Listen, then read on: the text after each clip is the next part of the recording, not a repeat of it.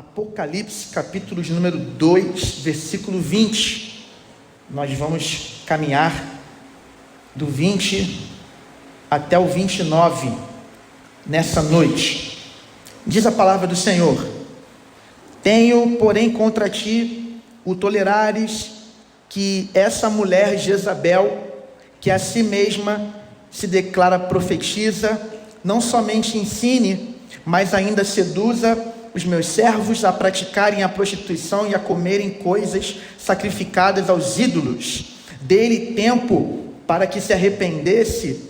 Ela, todavia, não quer arrepender-se da sua prostituição. Eis que a prostro de cama, bem como em grande tribulação, os que com ela adulteram, caso não se arrependam das obras que ela incita. Matarei os seus filhos, e todas as igrejas conhecerão que eu sou aquele que sonda mentes e corações, e vos darei a cada um segundo as vossas obras. Digo, todavia, a vós outros, os demais de Tiatira, a tantos quantos não têm essa doutrina e que não conheceram, como eles dizem, as coisas profundas de Satanás, outra carga não jogarei sobre vós. Então somente conservai o que tendes, até que eu venha. Ao vencedor que guardar até o fim as minhas obras, eu lhe darei autoridade sobre as nações, e com cetro de ferro as regerá e as reduzirá a pedaços, como se fossem objetos de barro. Assim como também eu recebi de meu Pai, dar-lhe-ei ainda a estrela da manhã. Quem tem ouvidos, ouça o que o Espírito diz às igrejas. Amém, igreja? Amém?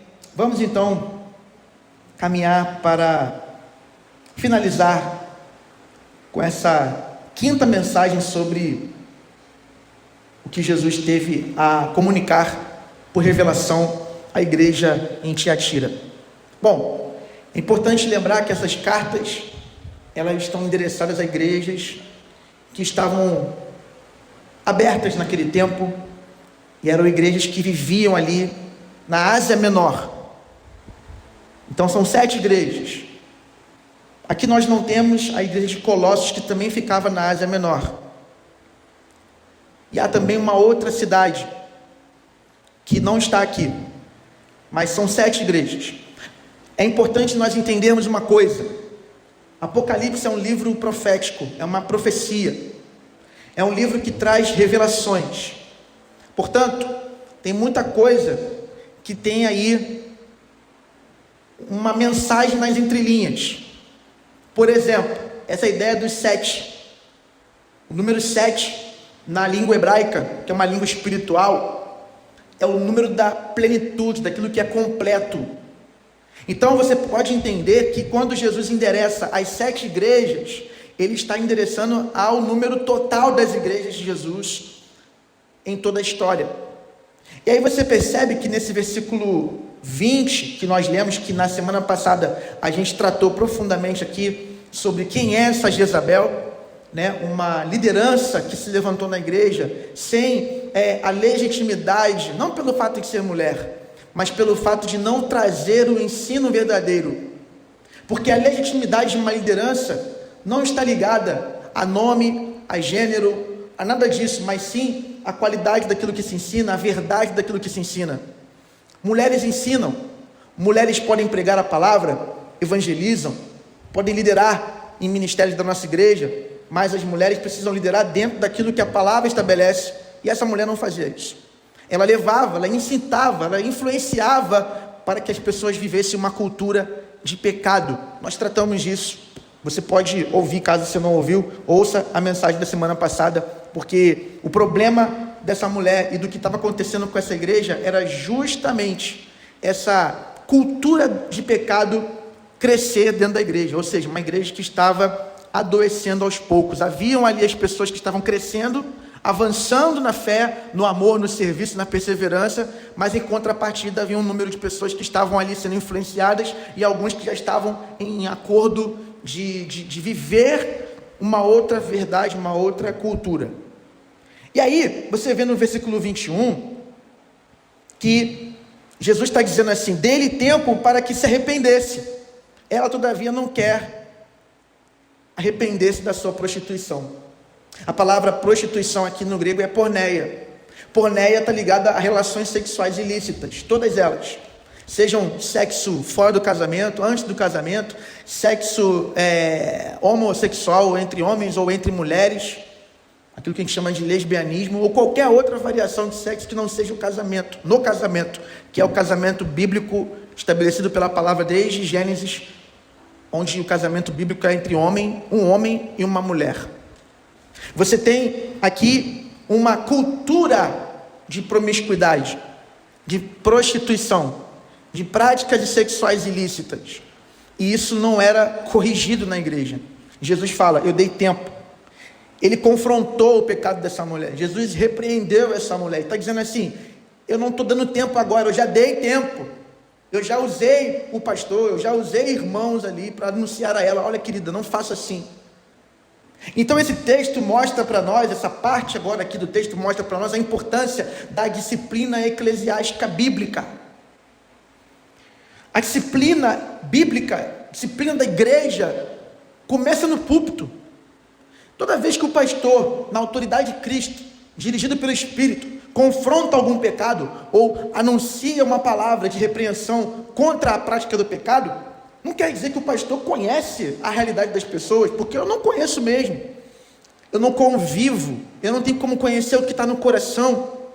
Eu costumo brincar dizendo que quando eu olho para as pessoas na igreja, não aqui, em qualquer lugar, quando eu vou pregar, eu só vejo gente salva, só vejo crente, todo mundo nasceu de novo. É porque eu não tenho a capacidade de discernir o que está dentro da gente, ou dentro de vocês, melhor dizendo.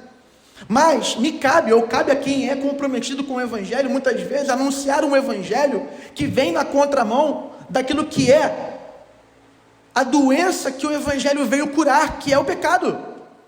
Pecado não pode ser para um cristão uma prática que ele alimenta diariamente, se alegra com isso. Pecado tem que ser um acidente, amém ou não? Pecado tem que ser uma coisa que você faz, não de maneira dolosa, mas culposa. Tem que ser porque você não é perfeito, e não porque você tem algum tipo de paixão por alguma prática ilícita, seja sexual, seja em relação a dinheiro, seja em relação a sentimentos, seja em relação a ofensas, seja em relação à maneira de falar, seja em relação à maneira de lidar com uma autoridade, seja em relação a exercer alguma autoridade, não importa. O pecado, quando ele é praticado de maneira recorrente, quando o pecado vira um hábito, ele tem que ser confrontado. E Jesus confrontou essa Jezabel, mas ela não se arrependeu. Então, a disciplina começa no púlpito, quando o pastor tem coragem de pregar contra o pecado. E, na verdade, além da pregação no púlpito, você tem um contorno a mais, que é um contorno mais pessoal no discipulado bíblico. Uma igreja discipuladora é uma igreja em que as pessoas, elas estão não se escondendo de um relacionamento com os seus irmãos, mas elas estão se abrindo ao relacionamento com os irmãos. E um discipulado bíblico é um discipulado que permite a confissão de pecados. Então as pessoas começam a tratar daquilo que é real nas suas vidas. As pessoas começam a não ficar fingindo uma religiosidade ou uma espiritualidade que não tem, de fato, uma efetividade no caminho. Deixa eu tentar traduzir isso para uma forma mais simples de vocês entenderem. Quando a igreja não é discipuladora, é muito cômodo para alguém que tem negócios ilícitos ficar nessa igreja. É muito cômodo para essa pessoa que, quando está dentro da igreja, ninguém incomoda ela, porque a igreja não é discipuladora, então ninguém confronta o seu pecado, ninguém está perto dela, ninguém sabe da sua maneira de ser, da sua maneira de se relacionar, mas aí, lá na rua dela, lá no trabalho dessa pessoa, lá na família dessa pessoa, ninguém consegue imaginar que essa pessoa seja uma pessoa que é cristã. Quando a igreja não é discipuladora, uma pessoa assim fica por muitos anos nessa condição. Mas quando a igreja é discipuladora, uma pessoa que está com alguma dificuldade em relação ao pecado, isso é tratado, porque é uma disciplina preventiva. A disciplina cristã, a disciplina eclesiástica, ela tem que ser muito mais preventiva do que corretiva. Nós não temos que esperar acontecer o escândalo para a igreja, a liderança, tomar uma posição. Nós temos que já no púlpito e no relacionamento de discipuladores, começar a prevenir que o pecado tenha um contorno de prática mais profundo na comunidade. Ou seja, é muito importante para uma igreja bíblica e cristã criar uma cultura de discipulado, onde as pessoas elas conseguem confessar os pecados umas às outras e não escondem isso. Porque se há uma cultura de discipulado, o pecado pode ser confessado, porque essa comunidade já entendeu a graça de Deus e a necessidade de que quando uma pessoa se arrepende e confessa, ela está pedindo uma ajuda para se libertar, para se livrar desse mal. Eu conheço um pastor, num livro que a gente tem lido na 9 Marcas, sobre conversão, que ele conta a história de um jovem, de um homem, melhor dizendo, que ele tinha um problema muito sério com prostituição. E era um homem que ele chegava ao nível de pagar prostitutas. Ele era viciado em sexo fora do casamento, um homem casado, mas que escapava e ia para bordéis, ia para casa de massagem, ia para swing, e ele gastava dinheiro para isso, para esse sexo ilícito. Só que esse homem, havia na igreja uma liderança, um presbitério e um pastor. Então esse homem, ele sabia que ele estava pecando, ele sabia da profundidade do seu pecado, e ele estava numa igreja discipuladora. Então esse homem ia para o presbitério toda vez que ele caía, e confessava o pecado para o presbitério. E ele dizia para o presbitério: olha, eu fiz isso de novo, eu caí nesse pecado, eu estou falhando nesse pecado. E o presbitério orava com ele, aconselhava ele, lia a escritura para ele, repreendia o seu pecado e pedia para ele lutar contra isso. Esse homem se esforçava, tentava continuar, mas voltava, vira e mexe, voltava para o presbitério e dizia: eu caí novamente, voltei a gastar meu dinheiro com prostitutas.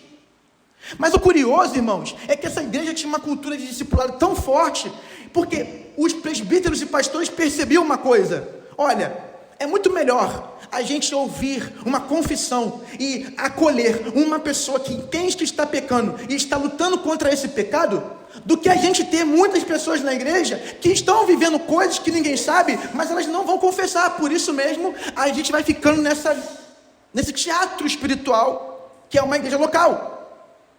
O que aconteceu a médio e longo prazo? Porque o irmão não desistia de confessar, porque o irmão não desistia de se expor à liderança, e demonstrava esse arrependimento que ia crescendo, cresceu tanto que ele conseguiu derrotar esse pecado e parou, e nunca mais retornou a essa condição de vício em prostituição. Ele conseguiu se ver livre do pecado. Mas sabe quem não está livre do pecado? Aqueles que estão dentro da igreja, mas ainda estão tendo o seu flerte com a Jezabel. A Jezabel estava infiltrada na igreja, mas muitas vezes a Jezabel não está infiltrada na igreja, mas está se manifestando pela cultura.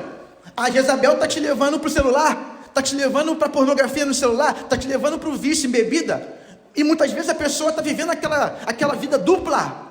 E a pessoa tem os seus lugares ocultos, os seus momentos sombrios. Aquela pessoa que você está vendo na igreja tem um linguajar crente, gospel, Pai do Senhor, varão, ô irmão, aleluia, e não sei o que, mas lá no barzinho, lá na rua, todo mundo sabe, fala palavrão, compra, paga e deve, e não honra a sua palavra, compra fiado e não honra a sua palavra, faz um monte de maracutaia, tem um monte de rolo, de negócio ilícito. Não, qual o problema? Qual o problema? Eu estou precisando ganhar dinheiro.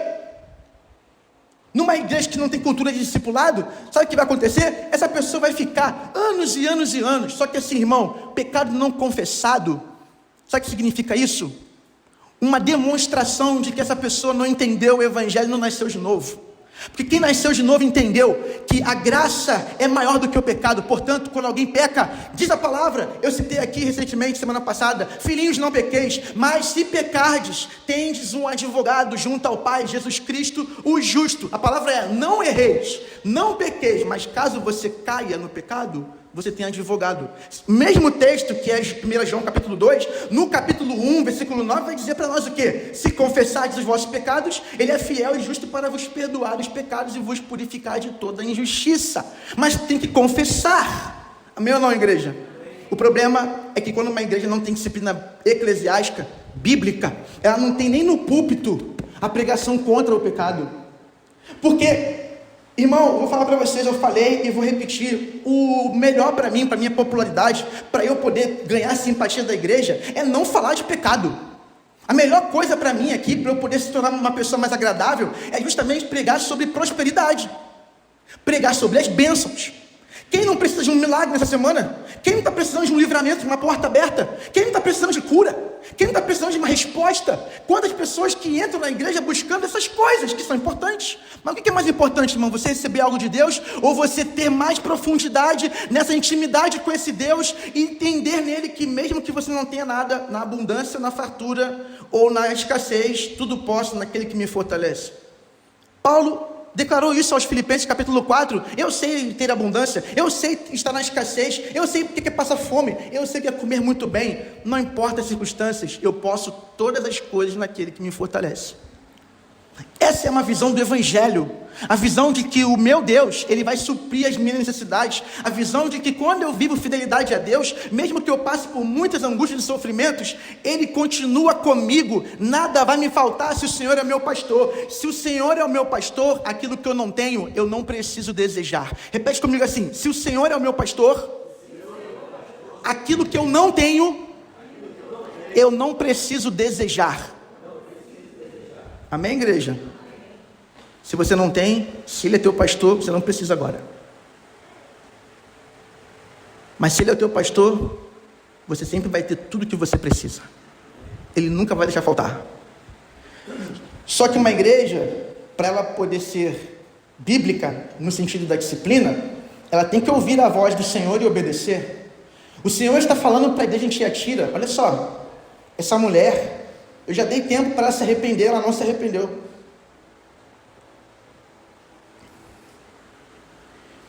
Irmãos, se alguém na igreja peca, mas confessa, tem que ser abraçada. Há perdão para quem confessa, há restauração para quem se arrepende. Agora, sabe o que não tem solução? Para quem peca e não se arrepende.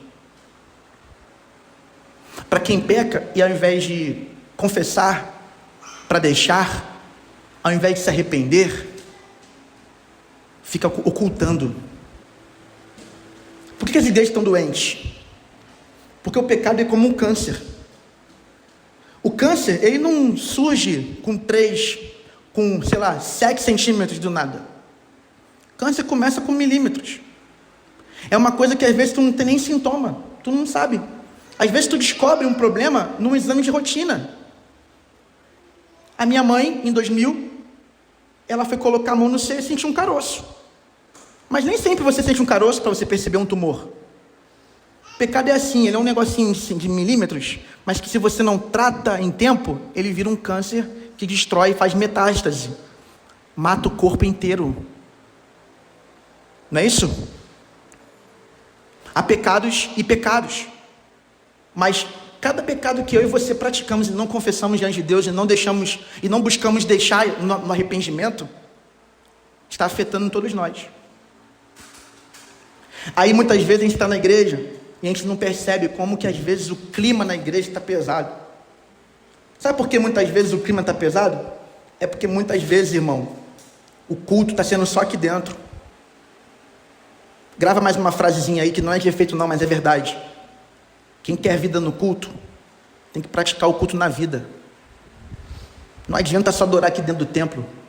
Quando a nossa vida é uma adoração contínua a Deus, quando a gente vem aqui, a gente está fazendo fazendo isso aqui uma extensão que a gente vive no dia a dia. Mas quando a gente não vive no dia a dia, a gente chega na casa do Senhor, não tem vida, não tem alegria.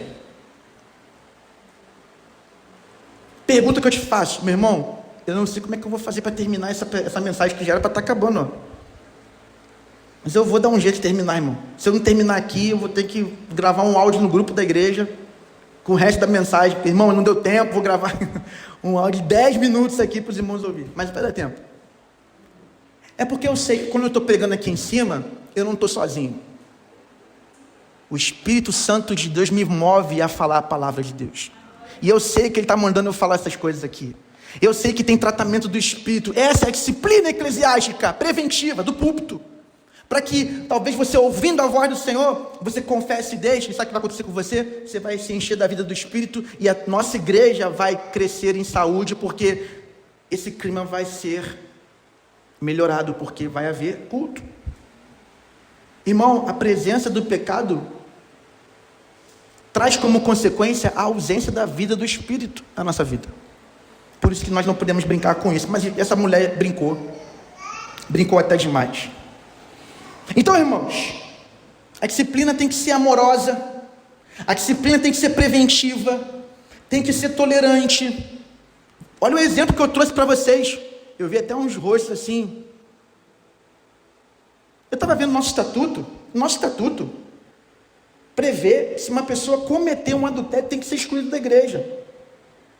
Bacana, vamos excluir. Mas e se ele confessar e quiser deixar isso? Não há perdão para ele? A gente exclui. A gente tira da igreja. Está escrito assim, praticar a homossexualidade exclui da igreja. Mas e se esse homossexual quer seguir a Cristo e quer mudança de vida? E quer deixar esse pecado? Vai excluir? Só porque ele tem essa fraqueza? Só porque ele tem essa questão na vida dele? É assim com Jesus? Os pecadores, Jesus olha e fala assim: você não está acertando, eu vou te expulsar daqui. Ou ele vai dizer assim: querido, vai, não peques mais. E quantas vezes Pedro errou com Jesus? Quantas vezes ele pecou com Jesus e Jesus não desistiu dele? Você entende que a disciplina não é um instrumento de destruição e de exclusão e de punição, mas um instrumento de restauração e de amor? Agora, há casos que nós temos que exercer a justiça. O confronto tem que prevalecer a santidade. Sabe por quê? Porque se a gente não confronta e não resolve algumas questões, a igreja adoece. Qual é o caso que a gente precisa fazer isso? Quando alguém peca e não quer se arrepender. Há uma diferença de alguém que caiu em adultério, mas está arrependido, e alguém que caiu em adultério e fala assim: cara, eu não vou mudar e eu inclusive já vou morar com a outra. Aí, amigo, aí não tem o que fazer. Agora, se há arrependimento, se há confissão, eu não vejo na Bíblia base para que nós não venhamos buscar a restauração dessa pessoa. Agora, se alguém na igreja insiste em praticar o pecado e não se arrepende, irmãos, pode ser o pastor a confrontar, mas pode ser um líder, mas pode ser um irmão da igreja que está em condições, membro ativo da igreja, porque não adianta também a pessoa querer confrontar se ela não é exemplo, se ela não tem autoridade pela vida que ela vive, que chegar, irmão, esse caminho não é um caminho de Deus. A disciplina, ela tem que ter um contorno cultural na comunidade, não para que um fique vigiando a vida do outro, mas que um possa ter de fato uma preocupação com a vida que o outro está vivendo diante de Deus. Meu querido, o que você está vivendo diante de Deus afeta o corpo. Você não pode continuar vivendo dessa maneira. Você precisa mudar, você precisa de metanoia, mudança de mente, de coração, de desejo, de vontade, de prática. Não, mas eu não vou mudar, eu quero continuar nessa vida. Então você não pode realmente seguir como membro do corpo de Cristo. Quem está entendendo a palavra até agora, irmão? Deixa eu terminar.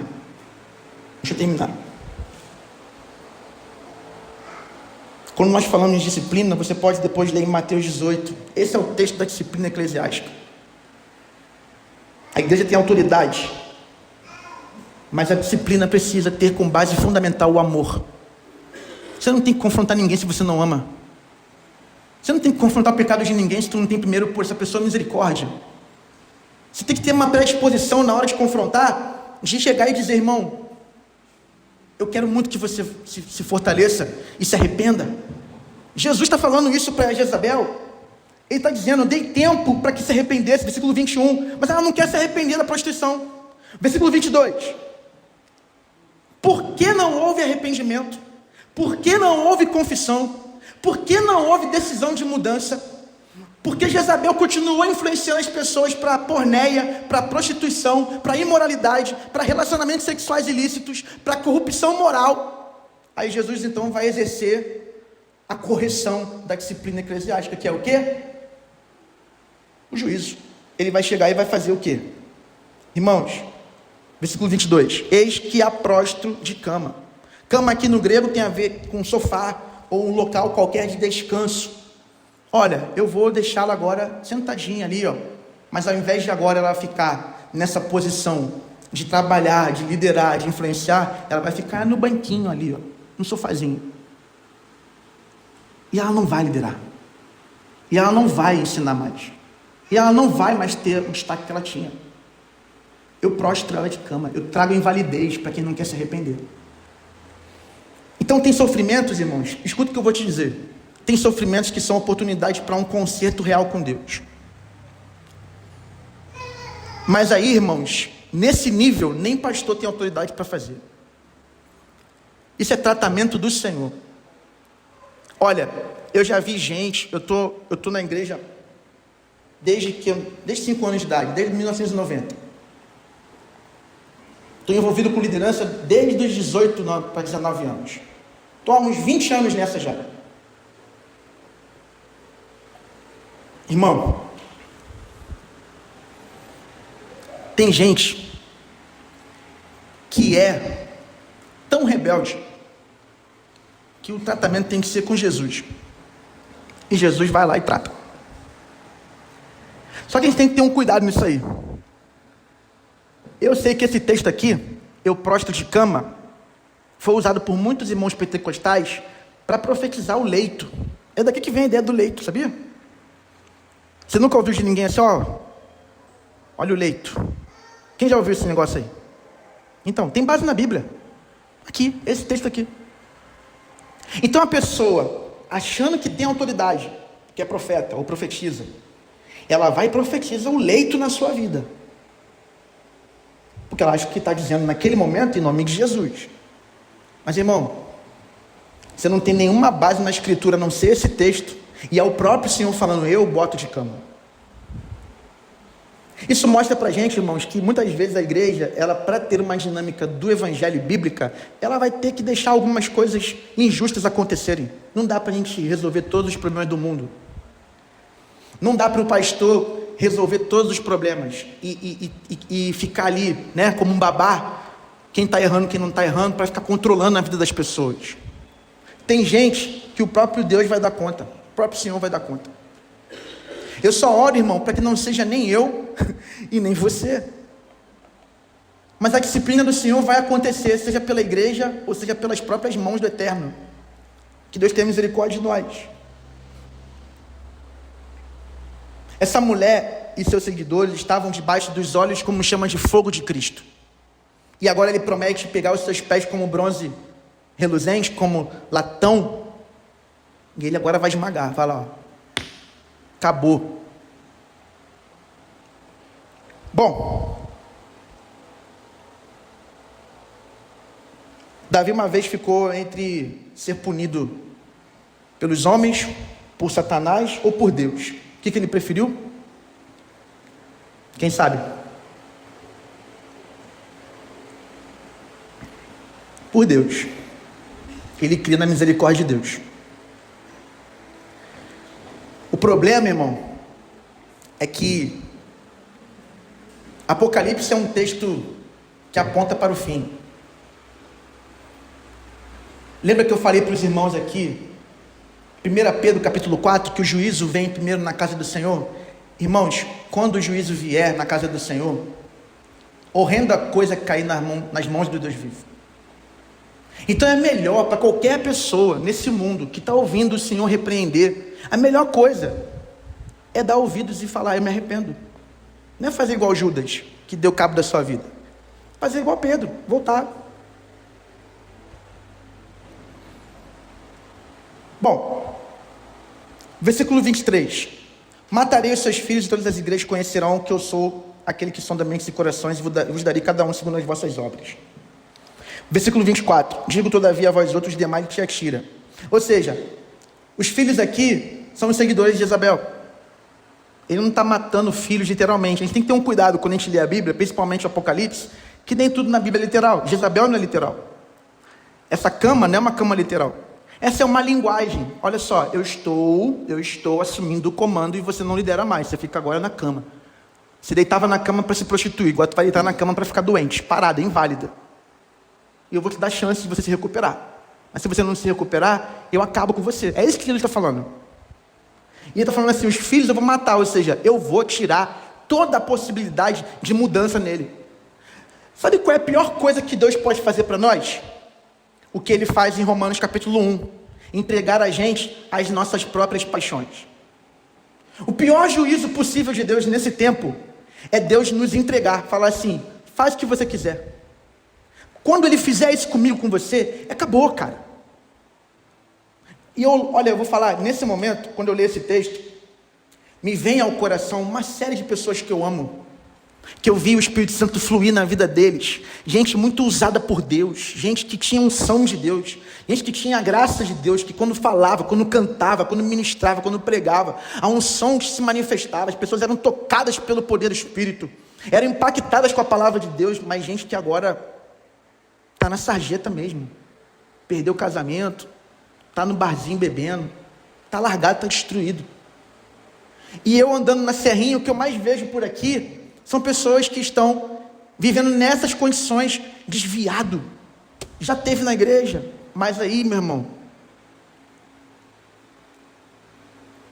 olha, eu tenho certeza que todos nós que estamos aqui presentes já passamos por decepção na igreja, sim ou não? Todos que estamos aqui já nos frustramos na igreja, com liderança, com pessoas, com irmãos, sim ou não? Isso não é motivo para a gente largar a igreja de Jesus, o pecado dos outros.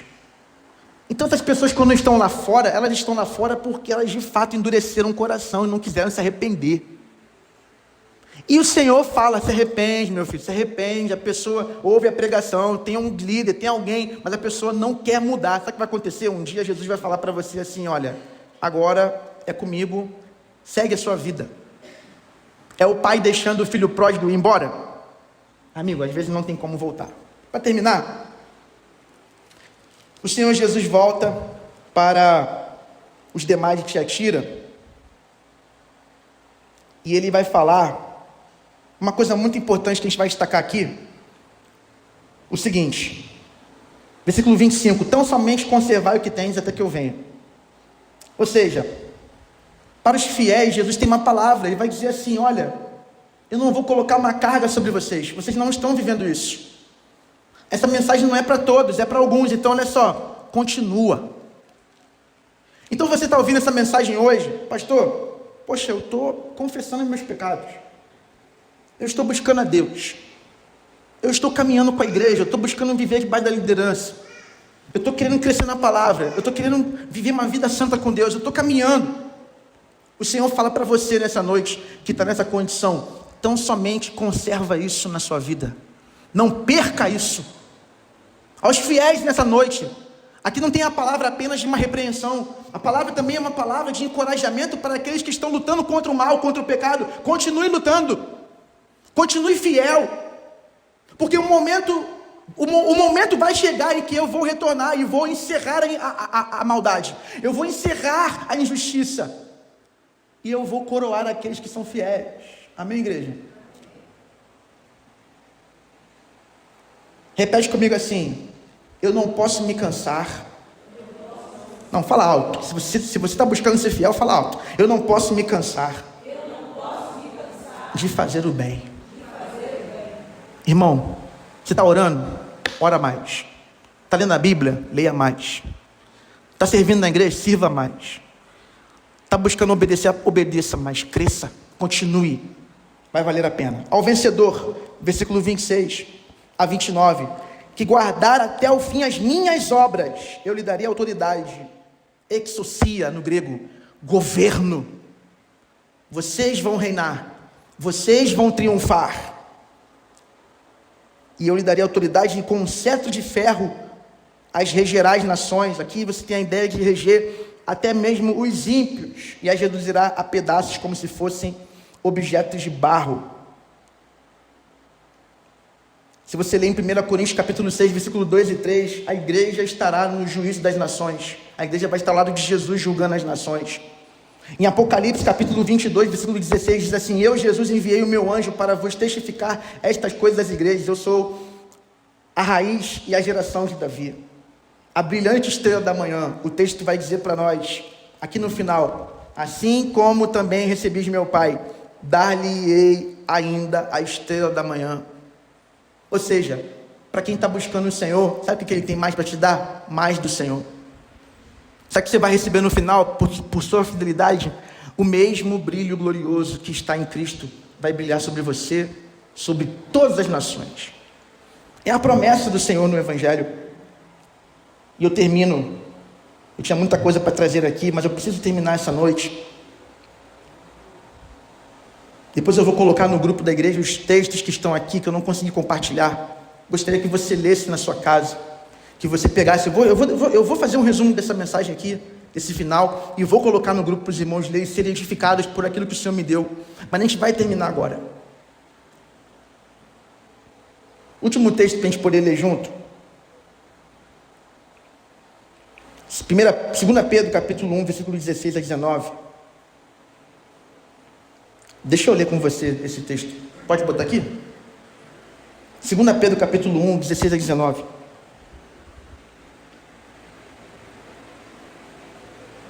Vamos lá? Acompanha comigo o texto. Porque não vos demos a conhecer o poder e a vinda de nosso Senhor Jesus Cristo, seguindo fábulas engenhosamente inventadas. Mas nós mesmos fomos testemunhas oculares da sua majestade, pois ele recebeu da parte de Deus Pai honra e glória, quando pela glória excelsa lhe foi enviada a seguinte voz: este é meu filho amado, em quem me comprazo. Ora, esta voz vinda do céu, nós a ouvimos quando estávamos com ele no Monte Santo. Temos assim tanto mais confirmada a palavra profética, e fazeis bem em atendê-la, como a uma candeia que brilha em lugar tenebroso, até que o dia clareie e a estrela da alva nasça em vosso coração. Irmão, nossa grande recompensa nessa vida não é o que Jesus pode nos dar, é Jesus. O que precisa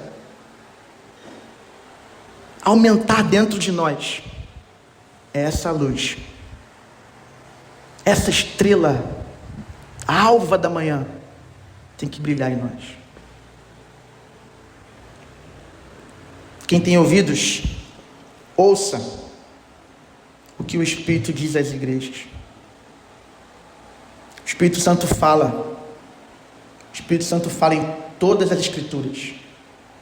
E ele fala não só a igreja em Tiatira, ele fala a PIB da Serrinha, não é isso? Quem tem ouvidos, ouça o que o Espírito diz. Jesus contou a parábola do semeador e não explicou. Ninguém entendeu nada. Aí os apóstolos, os discípulos vieram para Jesus e falaram assim: mas Senhor, nos explica essa parábola, nós não entendemos também. E Jesus vai e explica para eles. Mas ele cita Isaías e outros profetas quando diz: tem muita gente que o Senhor não vai dar entendimento. Eles vão ouvir e não vão entender. Louvado seja Deus, irmãos, porque Ele nos deu ouvidos para ouvir. E nós estamos entendendo o que Ele tem dito, o que Ele está dizendo para nós. Que Deus nos abençoe, em nome de Jesus. Amém.